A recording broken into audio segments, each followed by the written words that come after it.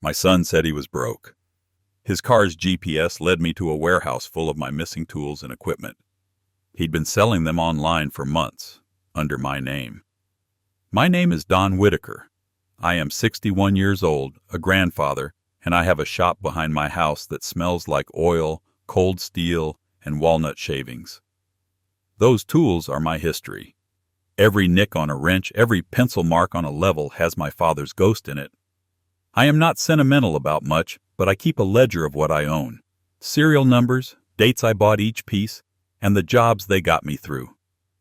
I start most mornings with coffee on the workbench and a slow walk down the pegboard, eyes counting, hands behind my back so I do not move what memory has already placed. The radio stays low. The floor stays swept.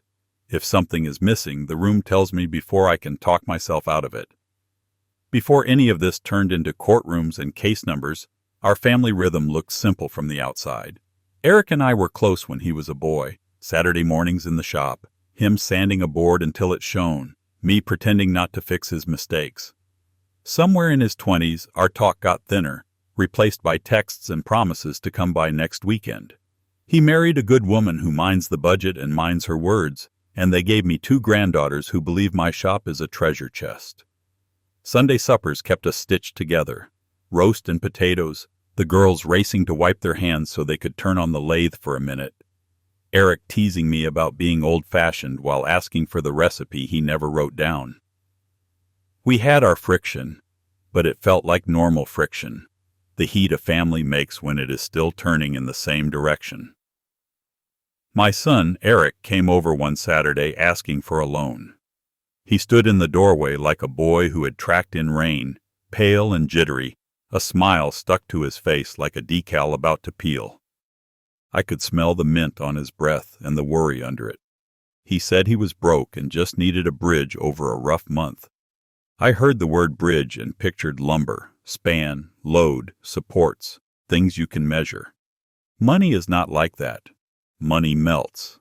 I offered real work instead, repairing the fence, clearing the gutter line, a small cash wage, no questions. Work is honest. It leaves sawdust you can sweep. He said his back hurt and his time was tied up. I nodded like that answer fit anywhere. It did not. After he left, the house felt too quiet, too staged, like a room after a funeral when the chairs are pushed back just so. I went to the shop because the shop tells the truth. I set my coffee down, took the same slow walk I take every morning, eyes on the pegboard, hands behind my back. The drill press chuck key was not in its place. That key lives on a nail above the press, tied with a red shoelace so it never wanders. The lace hung there empty, a tongue without teeth. Next to it, the drawer of fine chisels had an ugly gap. I run a tight shop. Gaps do not happen. Gaps are messages. I told myself what grandfathers tell themselves when the heart knows more than the head wants to. You are tired. You moved it. You put it somewhere safe. I opened the ledger anyway. The paper is thin and noisy, every page a year of my life. I went line by line, against serial numbers I could have recited in my sleep. The jolts came steady, like a fence staple popping loose under a pry bar. The torque wrench, gone. The nail gun, gone. The antique hand plane that was my father's, gone. My chest tightened the way it does when winter air is too sharp. It felt like waking to find teeth missing and tasting blood where your tongue expects enamel. I sat on the shop stool, staring at the clean squares of dust where the tools had rested, and I tried on every explanation that made my son kinder. Maybe I had loaned them out. Maybe Eric had borrowed them and forgot to say. Each maybe sounded thin, like veneer over knotty wood. I closed the ledger and put my hand flat on the cover until the shaking stopped. When Eric returned the next day, ostensibly to help me move a lawnmower, I watched him the way you watch a door you are not sure is latched. He talked too fast about nothing. I needed to move his car to make room, so I took his keys like a man accepts a challenge he did not ask for. The dashboard screen blinked awake, and a recent destination glowed. I stared at the address. It hung there, innocent as a label on a jar. My fingers hovered, then pressed it. The navigation system drew a blue ribbon across the map to an industrial park on the edge of town. I could see it in my mind. Corrugated metal, chain-link fences, a wind that never carried birds. I sat there long enough to hear my heart beat in the plastic of the steering wheel. Each thud said a thing I did not want to say out loud. Maybe this is a mistake. Maybe this is exactly what it looks like. The car ticked as it cooled, and in the tick, I heard my father's voice from long ago. Check your measurements, then cut. I put the car in park, noted the address again, and told myself that seeing is not suspecting. Seeing is measuring. I shut off the ignition and took the keys back inside like nothing had happened. Eric was in the kitchen leaning against the counter, scrolling, the way a man leans when he wants to look casual and not cornered. "Give me 10 minutes," I said. "Help me set the posts for the back fence. Then we will talk money." He flashed me that grin that used to mean skinned knees and now meant paperwork. "Dad, my back." 10 minutes, I said. "No lifting. Hold the line and keep the posts true." In the yard, I handed him the level. He flipped it end over end, watched the bubble like it was a magic trick. When we set the first post in the hole, I told him to watch for plumb while I shoveled gravel. The bubble drifted and he did not correct it until I cleared my throat. His eyes kept etching toward the shop door as if a magnet were screwed to the jamb.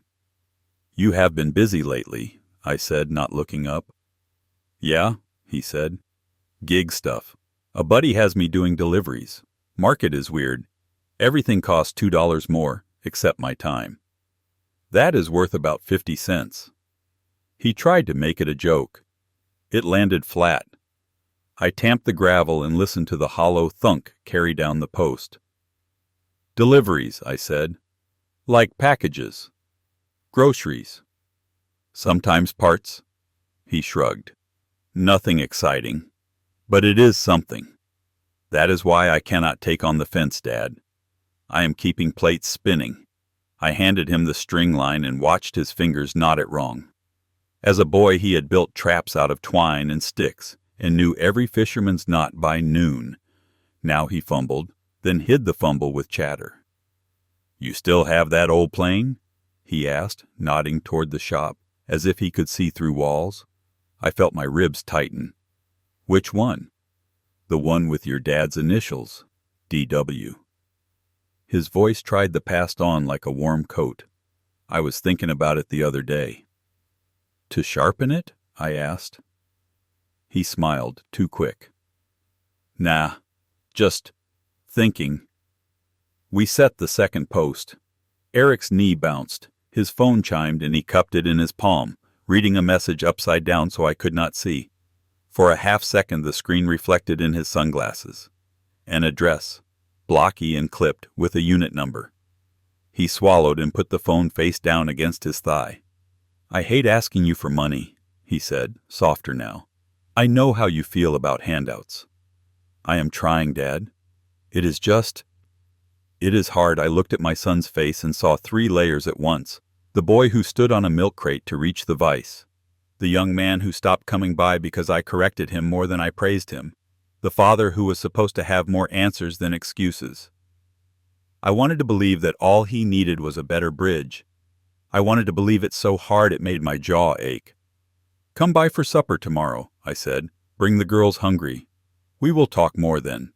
His shoulders dropped in relief, and I could not tell if it was because I had said supper or talk. He put the level on the sawhorse and clapped my shoulder, the old familiar pat that men use when hugs feel like confessions. "Thanks, Dad," he said. "You will not regret it." He left a smudge on my shirt from his thumb. Grease, or dirt, or the kind of stain you cannot name because you know it will not wash out. When he drove off, I walked back into the quiet of the shop and stood where the chuck key should have been. The red shoelace hung empty, accusing in its neatness.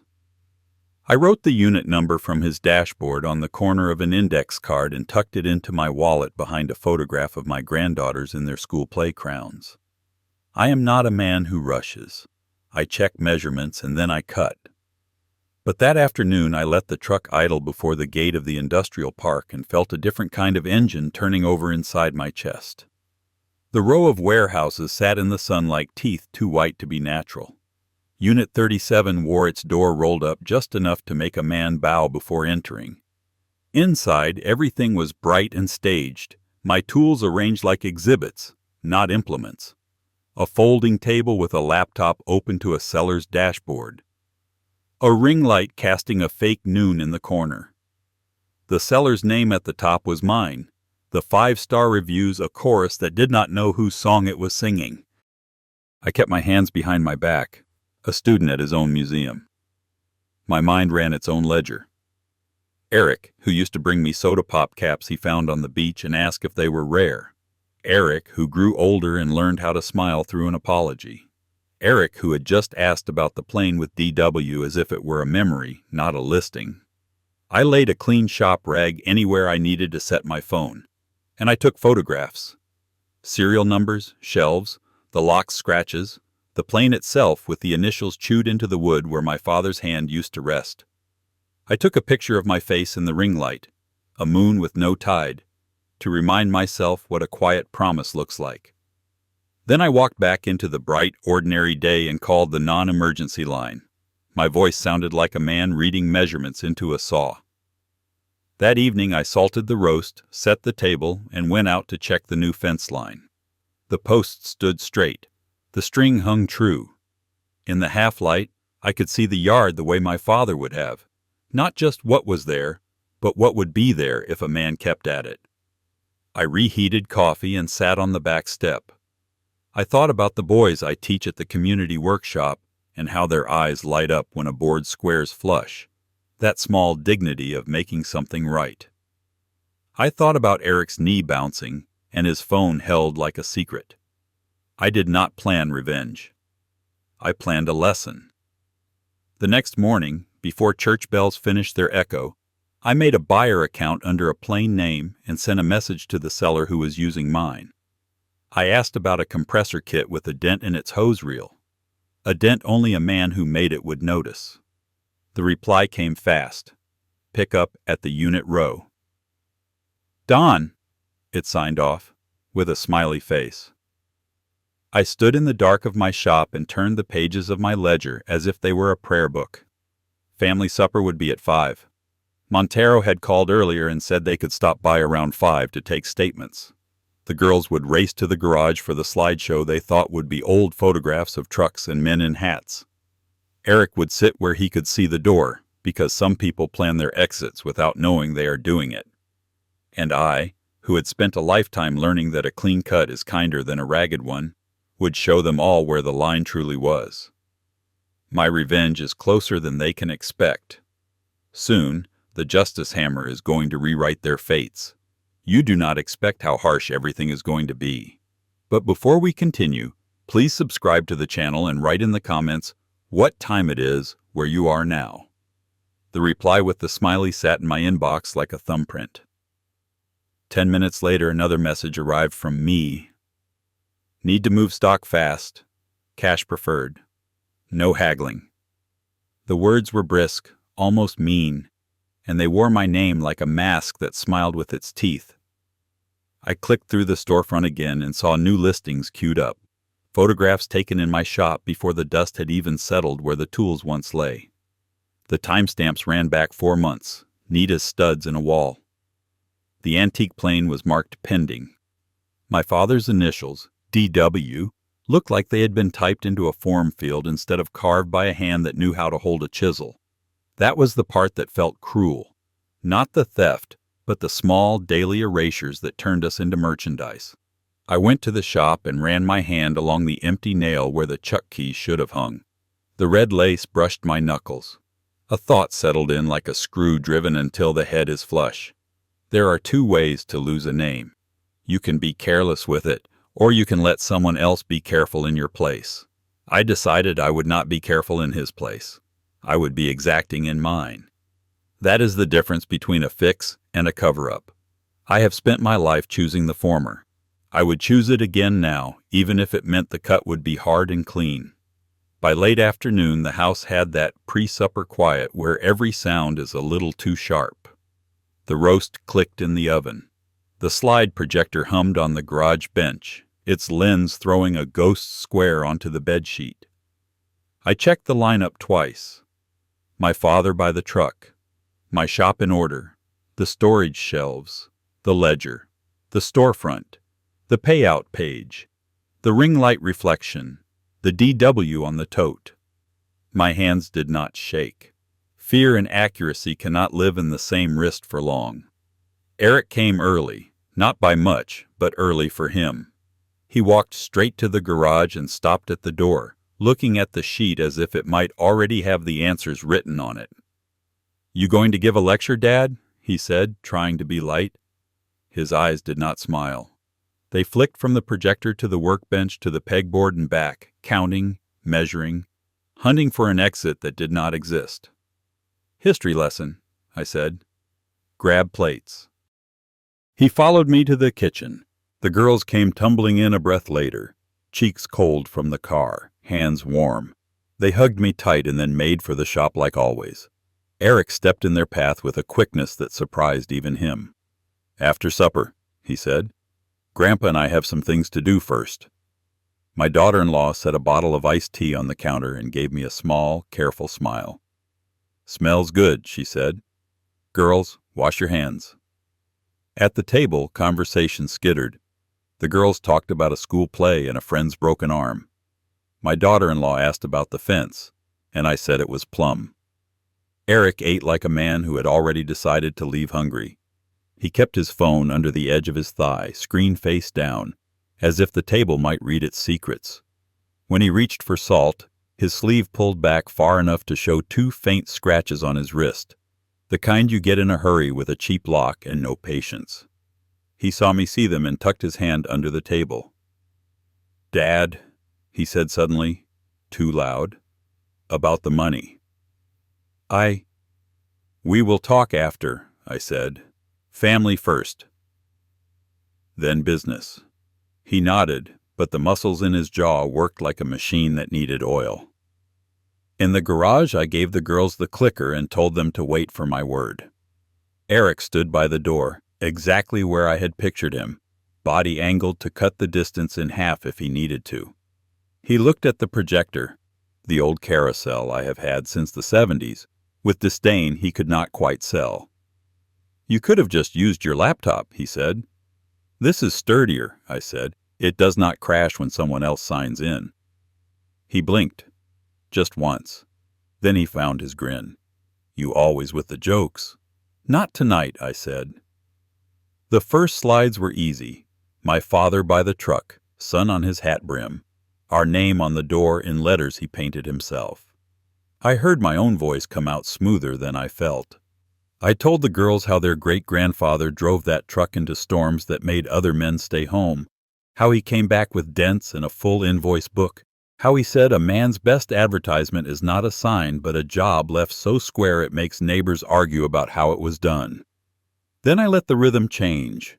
The next slide was my shop a month ago, bright and orderly.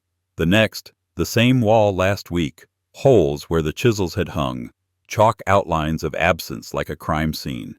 I saw my daughter-in-law's hand rise and hover near her mouth as if she might catch the next breath and keep it. I nodded to the girls. The shelves appeared, Unit 37's sterile aisles, my tools lined like trophies. Then the ledger, serial numbers in my tight block letters. Then the seller's dashboard, my name, my 5 gold stars. A review called me Grandpa Don, and in the same line thanked me for the great deal on a vintage plane. The room changed temperature. It was not colder. It was harder, as if the air had set. Eric's voice came from somewhere that was not his throat. "Okay," he said, laughing without air. "This is... what? A coincidence parade? Anyone can take pictures.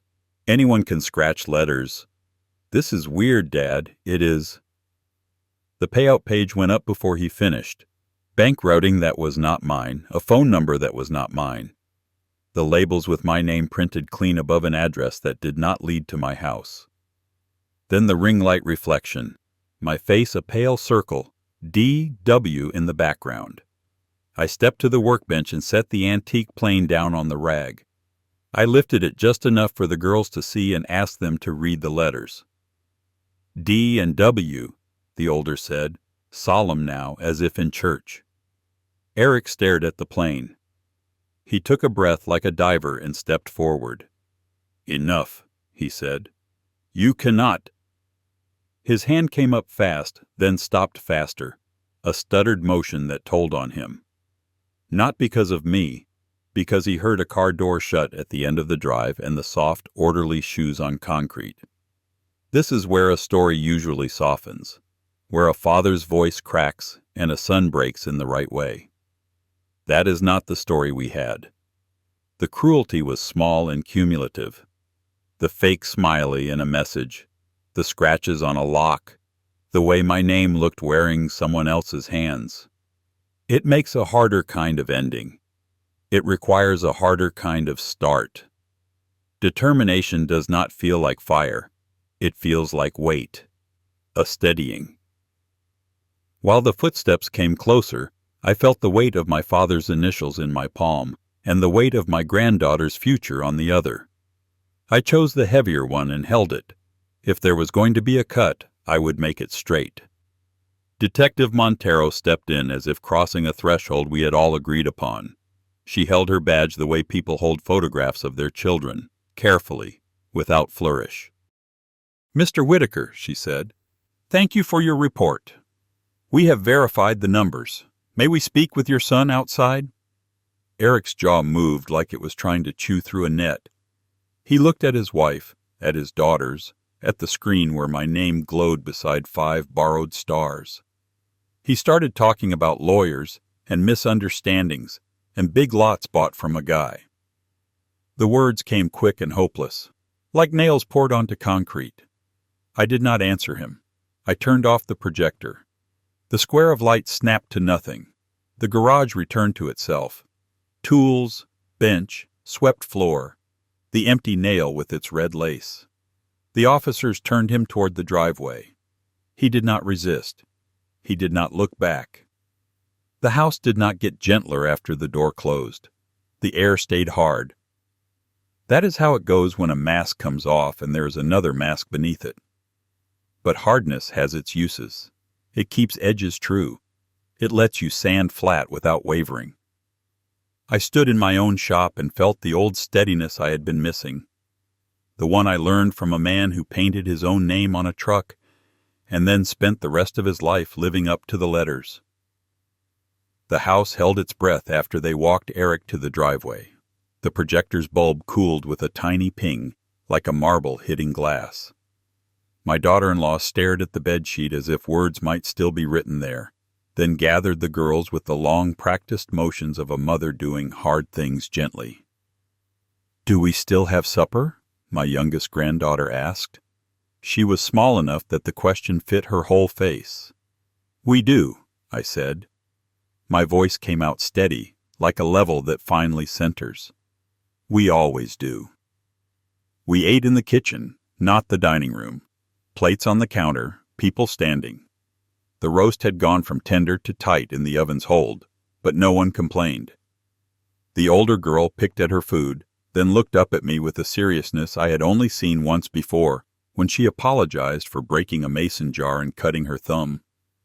"Grandpa," she said, "was Daddy pretending to be you because he wanted to be like you, or because he did not like you?" I set my fork down and folded my hands, the way my father did when he wanted his words to land straight. "I think your daddy is lost," I said. Sometimes when people get lost, they try on someone else's name, hoping it will take them home. But a name is not a coat. It is a job. She thought about that longer than a child should have to. Then she nodded once, brave. After the girls were in the den with a movie and a blanket, my daughter-in-law stood by the sink, hands flat on either side, head down. The window over the sink showed our reflections in the dark like two strangers waiting on a train platform. "I cannot bring them here for a while," she said. "I cannot have them thinking." And she did not finish, because there was no finish that fit. "I am sorry." "Do not be," I said. "You are doing right. When you are ready, the lathe will be where they left it." She looked at me then, hard and kind at the same time. "He is not a monster," she said, "but I am done being the person who explains him." "That is not your job," I said. "It was mine, and I failed it. Now my job is to make sure their names do not pay for his." She pressed her lips together, nodded, and went to get the girls. When the door closed, the house exhaled. I stood in the garage, turned the plane over in my hands, and wrote in the ledger with a pencil that had been sharpened so many times it lived between finger and thumb like a short truth. Exhibit C, returned to custody of owner after verification. I underlined my name once, not twice. The grind began the next morning. Detective Montero called at 9 with a voice like clean paper. "We need you to walk us through the photos again, Mr. Whitaker," she said. "Just enough to make the story hold in the same way from every angle." "That I can do," I said. At the station, she set the ring light photo in the middle and built outward. Serials, shelves, payout page. No bright lights, no television drama, just the work of putting pieces where they go. She slid me a receipt for property taken into evidence, each box with a barcode and a number. She handled the antique plane the way my father handled a newborn calf, practical, careful, reverent without saying the word. "You did the right kind of careful," she said. "No fingerprints. Clean documentation." "I was taught to measure twice," I said. This felt like the same thing. "Good habits save you twice," she said, and I liked her for that. It sounded like something my father might have said if he wore a badge. The marketplace wrote me polite emails with bright banners and the wrong tone. "We take identity seriously," the subject line said, as if seriousness were a setting you could toggle. They required forms, confirmations, proofs that my name was mine. I sent a scan of my license, a notarized statement, and a letter I wrote by hand and then typed because they do not read handwriting anymore. They restored the account and then proactively banned it due to suspicious activity. It was like being handed your hat and told you could not wear hats. Each time, Montero forwarded another confirmation, and eventually the marketplace relented and sent a message that was almost an apology. I printed it and put it in the ledger with the other paperwork. Paper remembers. Insurance had its own clock. The man on the phone sounded kind in the practiced way of someone who talks to people on bad days. He explained sublimits and exclusions for theft by family members, the words sliding across my ear like oil on water. "So if a stranger had broken the lock, you would write me a check," I said. "But because it was my son, the numbers are different." "I am sorry," he said, and I believed he was. There are still options. If restitution is ordered, that will be part of it. I thanked him for the clarity I did not enjoy, hung up, and wrote down what he said. When I looked up, the shop looked back, unchanged and patient, like a field waiting for weather. Work keeps a man from drowning in words. I went to the community workshop that afternoon. The boys were there, 3 of them, all elbows and questions. We planned boards and squared edges. One of them, a thin kid with a cowlick that never obeyed, held up his board and showed me a sliver of light under the square. "Close," I said. "A hair off. You will see it forever if you let it stay." He laughed. "Only you would see it," he said. "You will too if you keep looking," I said. That is the trick and the burden. The court came a week later. Not a cathedral or a gallows, just a room with benches that smelled like old polish and a clock that ticked louder than it should. The judge was the woman who buys pears on Fridays. She wore black, but her eyes were the same as in the produce aisle, calm, capable, unfooled. Eric came in wearing a suit that did not fit his shoulders. He did not look at me. He looked at the floor, then at his lawyer, then toward the exit he could not use. When the clerk read the charges, the words sounded like the ones I had said into the detective's voicemail. But they did not feel like mine anymore. They felt like stones set into a path that would not turn just because someone wanted it to. The prosecutor rose and spoke in the simple language of parts and proof. Serial numbers matched, listings time-stamped, payments routed, identity used without consent. My photographs went up on a small screen to the side, and I watched other faces see my shop the way I had seen it, as a story laid out shelf by shelf. My name on the storefront made a few heads tilt. I could tell who in the room had a name they were careful with. Eric's lawyer said some things that were not wrong. He was struggling. He was under pressure.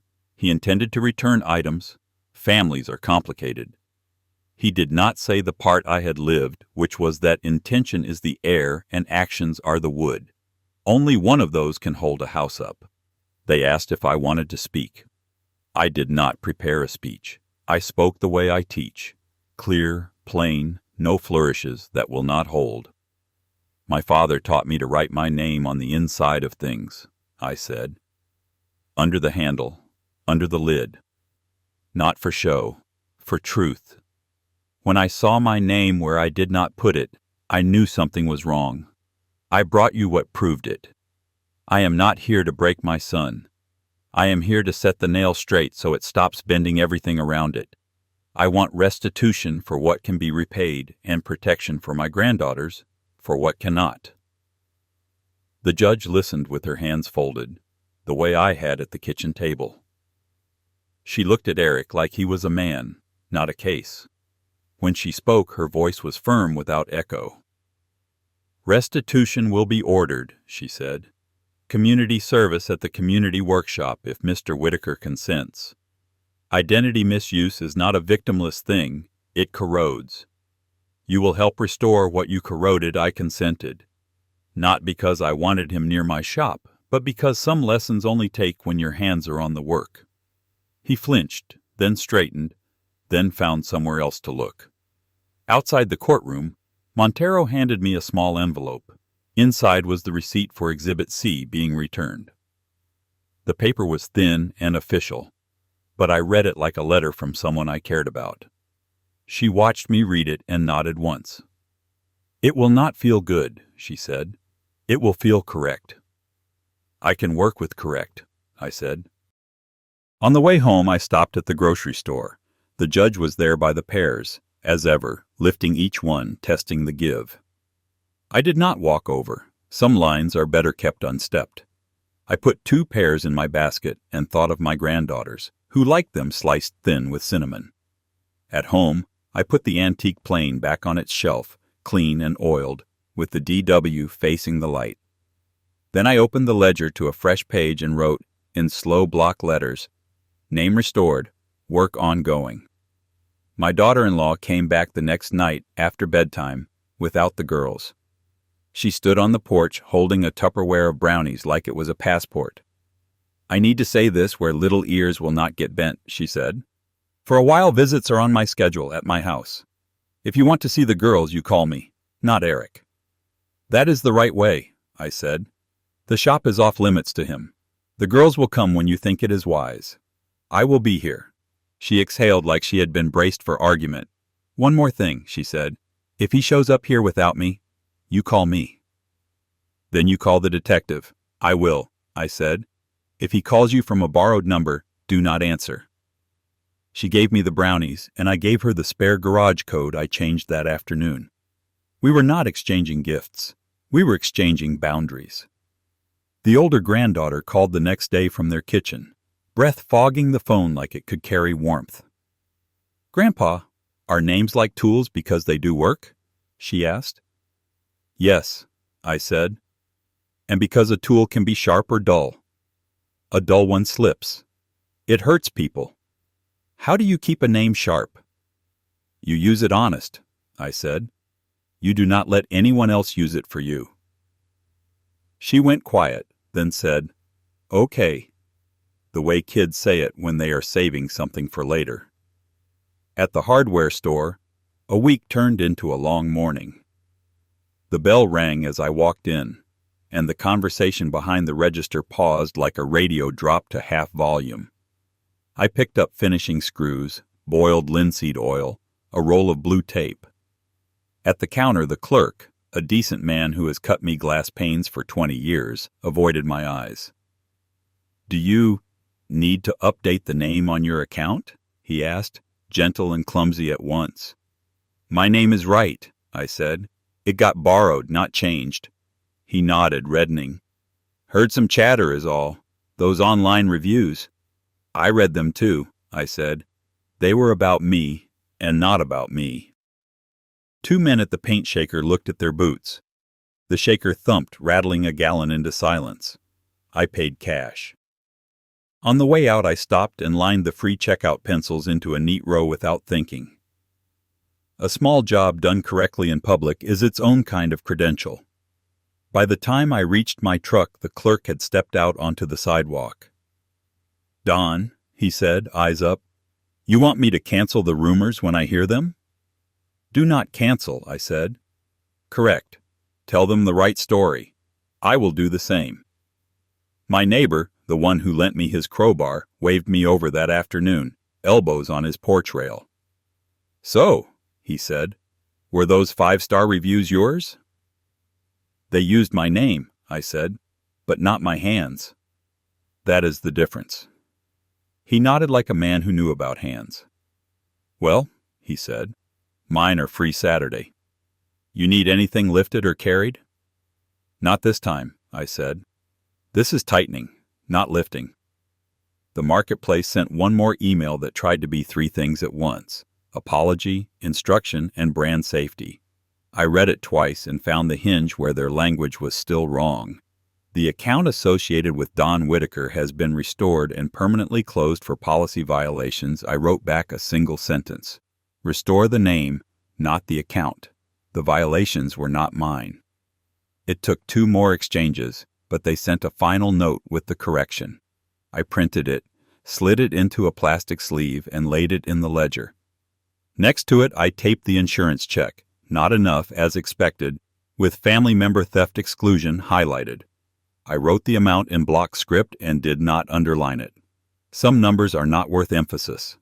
Eric reported to community service on a pale morning that made every edge look honest. The community workshop smelled like pine and sweat and the halting hope of boys who want to build something that will outlast a weekend. Montero had asked me twice if I was sure. I was sure.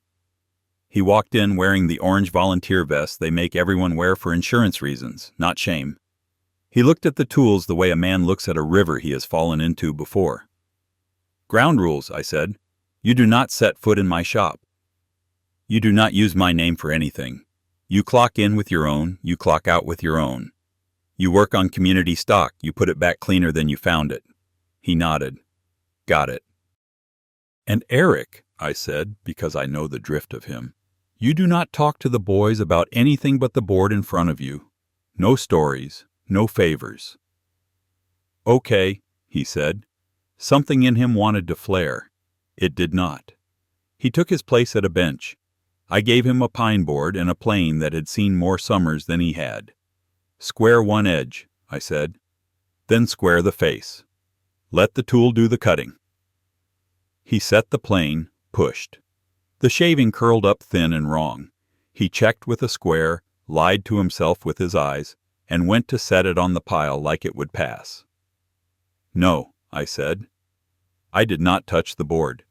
I tipped the square, let him see the light. A hair off is still off. Fix it or label it scrap. Those are the only 2 honest choices. He swallowed. To his credit, he went back to work. I moved down the line to another boy, showed him how to read grain and not fight it.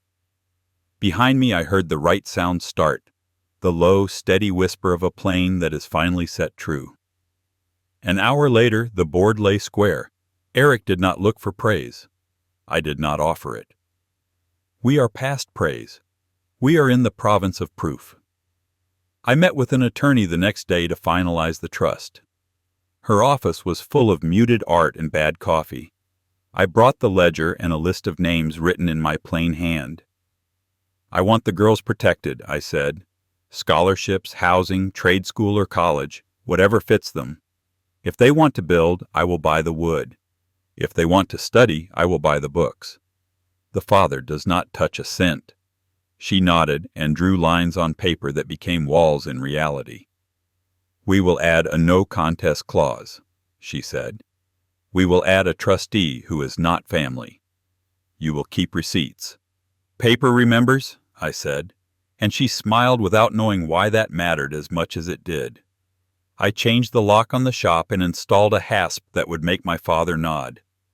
I photographed every heirloom again, the brace and bit, the egg beater drill, the DW plane. Each photograph got a line in the ledger with a date and a note, concise as a carpenter's list. The ritual soothed in the way that sanding does, repetitive, corrective, inevitable. The phone call came on a Tuesday from a number not in my phone. I let it go to voicemail. He called again. I answered. Dad, he said, breath moving fast, words piled up. I can make this right. I have a buddy who will float me alone. We can say the unit was someone else's. We can... No, I said. We cannot. You will make this right by the clock and the checkbook and the workbench, not by shortcuts. You will not call your mother for a favor. You will not call your daughters with a story. You will not come to my house. He started to argue, and I cut the line smooth. You used my name like a coat, I said. It is a job. If you want one, do it. If you want a coat, go buy one. He went quiet. I could hear him think of all the old tricks and watch them die on the vine, even through the line. He tried one more. Can I at least see the girls at your place this weekend? No, I said. You will see them when their mother decides it is safe, and it will not be here until I say it is. I say it is not. That is the boundary. He made a sound that might have been a laugh if it had humor in it. He hung up. My hand did not shake. I put the phone on the workbench and wrote a line in the ledger. Boundary set. No contact except through mother. Then I went back to work. A week later, I took a small job I did not need, fixing a split stair at the public library. I did it on a Saturday morning where anyone could watch. I cut the splice, glued and doweled the riser, clamped it, and planed it flush. A man in a ball cap stood with his coffee and watched with the polite interest of a neighbor at a fence. When I finished, I ran my palm over the seam. It did not catch skin. You Whitaker? He asked. I am, I said. I did not look away. He glanced at the smooth repair and nodded. Thought so, he said. Nice work. Thank you, I said. It landed better than any 5 stars typed by a stranger. Detective Montero stopped by the workshop the following Monday with a clipboard and a box of items cleared for return. The plane was on top, tagged Exhibit C, the paper taped to its side like a surrender flag. We closed the storefront, she said. Refunds processed. 2 more victims were identified from the same unit. They are getting their things back. That is good, I said. A ledger should balance where it can. She watched Eric from the doorway as he handed sandpaper to a kid who was learning that pressure is not a substitute for patience. He shows up, she said. That matters. It does not erase, no, I said. Erasing is for mistakes drawn in chalk. This is carving. It stays. But you can carve something new next to it. She handed me the receipt for the returned property. You hold a line well, Mr. Whitaker. I was taught to, I said. I am teaching it. The summer wore on. The talk in town softened into stories that sounded more like mine and less like rumor. The marketplace correction sat in my ledger like a righted picture on a wall. The insurance check cleared. I bought wood for the workshop and new locks for the shed behind the church that had not asked but needed them. As for Eric, he came, he worked, he left. He spoke with his daughters on approved Sundays at a park under my daughter-in-law's terms. He did not step into my shop. He did not sign my name to anything. That was justice enough for me, the kind that looks like revenge from far away because it is quiet and relentless and exact. And when I closed the shop each night, I ran my hand along the rows of tools and felt the calm I had missed. The knowledge that what belongs here is here, that what does not is kept out with locks and decisions. The cut had been hard and clean. The line had held. If your own child started selling your name off piece by piece, how straight would you draw your line, and would you hold it when the next call begins with Dad? Share your opinion in the comment section below. My grandpa's words really happened. I believe him. If you want more true tales stories like this, hit subscribe.